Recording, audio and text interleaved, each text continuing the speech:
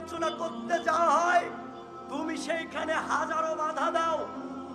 যেখানে যদি তুমি শুনতে পারো যে ওরা আহলুল হাদিসের বক্তা, তাহলে তোমার গায়ে চুলকানি শুরু হয়ে যায়।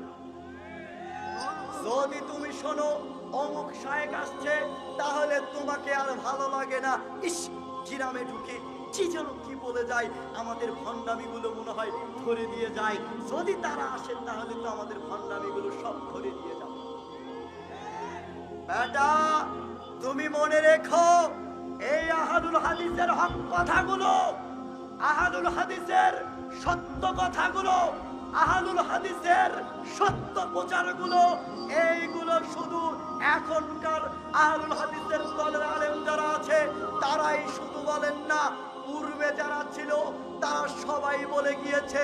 হক কথা বলার কারণে, সঠিক কথা বলার কারণে, কোরআন সুন্নাহর কথা বলার কারণে তারা হাজারো বিপদে পড়েছিল, হাজারো বিপদে পড়ে তারা রক্তাক্ত পর্যন্ত মাঠে হয়ে পড়েছিল। এটা তুমি ইমাম আহমদ বিন হাম্বলের জীবনী পড়ে আসো। ইমাম আহমদ বিন হাম্বলের তার জীবনী তুমি জানো, তাকে হাজার রক্তাক্ত করা হয়েছিল। তারপরও ইমাম আহমদ বিন হাম্বল তার বক্তব্যকে, তার প্রচারকে, কোরআন সুন্নাহর কথাকে কেউ বন্ধ করতে পারেনি। তুমি কি শুধু তাই, আহলুল হাদিসকে যদি তুমি হাজারো মামলার ভয় দেখাও, আহলুল হাদিসদেরকে যদি তুমি হাজারো টাকার লোভ দেখাও, আহলুল হাদিসদেরকে যদি তুমি হাজারো ক্ষমতার ভালো চেয়ারে বসাবে, হাজারো এই সমস্ত লোভ দেখাও, তারপরও তুমি কখনো আহলুল হাদিসদেরকে হক কথা বন্ধ করতে পারবে না। তুমি কখনো তাদেরকে ভয় মামলা দেখিয়ে কখনো তার কণ্ঠকে রোধ করতে পারবে না। তুমি মনে রেখো, তার প্রমাণ তোমাকে আমি হাজারো দেখাবো।